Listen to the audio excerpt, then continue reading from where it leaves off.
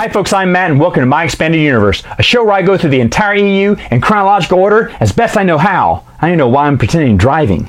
Okay, so today we're going to talk about a Tales from the Bounty Hunter story. This is Payback, the story of Dengar, written by Dave Wolverton, which you already know is going to be fantastic. Now this talks about Dengar's past, how he grew up, how he became who he was, his present during, Empire Strikes Back, and then of course going into Return of the Jedi, which is why you should probably read it about this time.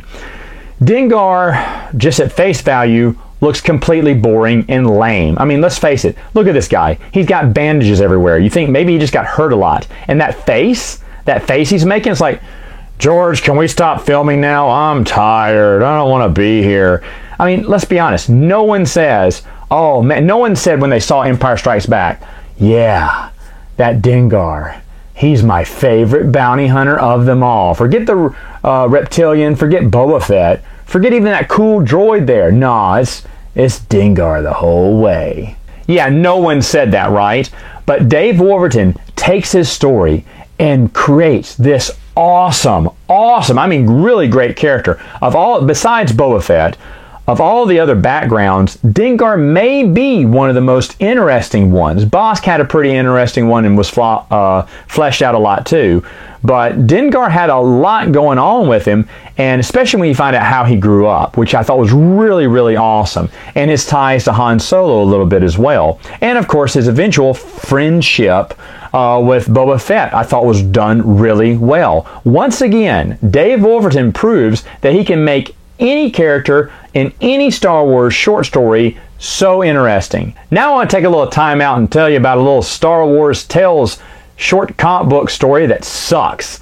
The title is so long I had to write it down here. It's called Fortune, Fate, and the Natural History of the Sarlacc by Mike Schultz. That's the name. The Fortune, Fate, and Natural History of the Sarlacc. Now you're thinking, oh, okay, so this must be some kind of historical overview about how the Sarlacc came to be at Tatooine.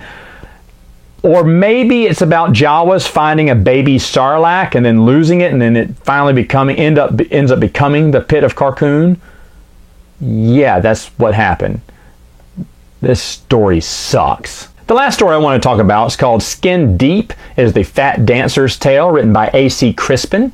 If you remember the Fat Dancer, she was the one who was dancing with Oola, kind of ugly. A.C. Crispin calls her Yarna Dal Gargan in this. Yeah, great. Give me a name that I can hardly pronounce. But anyway, first off, when you're thinking about this, like, why do we need a story about the Fat Dancer? She doesn't look interesting at all.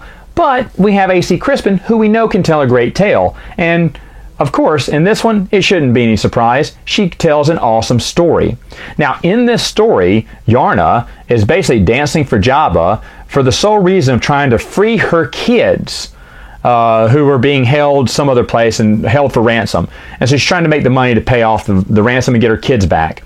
And Yarna is there because Jabba likes her, because Yarna reminds Jabba of his mother. What?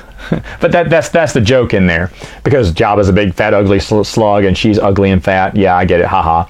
But A.C. Crispin does an outstanding job with this, because in it, I'm going to have to ruin a little bit here. She befriends Dalen. It could be called Dylan, but I think it's Dalen, who is a bounty hunter just slumming around Jabba's palace. There has been some debate on which one, because Dalen wore this helmet that helped him breathe the oxygen in the air. He couldn't breathe naturally, so he had this helmet. And it looks like in the movie there were two different actors and two different people that made up of they just borrowed the helmet and put it on a different suit.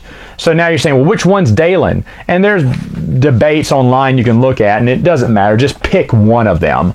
But anyway, Dalen, once Jabba's dead, they hightail it out of the palace, which again is a good thing if you remember, because things aren't pretty after Jabba's death in his palace. They probably wouldn't have made it out alive if they'd have waited a little bit longer. But anyway, they make it out, and Daelin helps her free her kids. And of course, they end up being together as well. So I guess some spoilers there, of course. However, this is a fantastic story. If you like A.C. Crispin, which I'm sure a lot of you do from her Han Solo trilogy, then I think you'd like this story as well. It's done really well. Again, they take a very uninteresting character from Jabba's palace, and they turn it into someone who you actually care about. And that's a lot of talent there. All right, folks, that's all the time I have for now. See you next time with another video.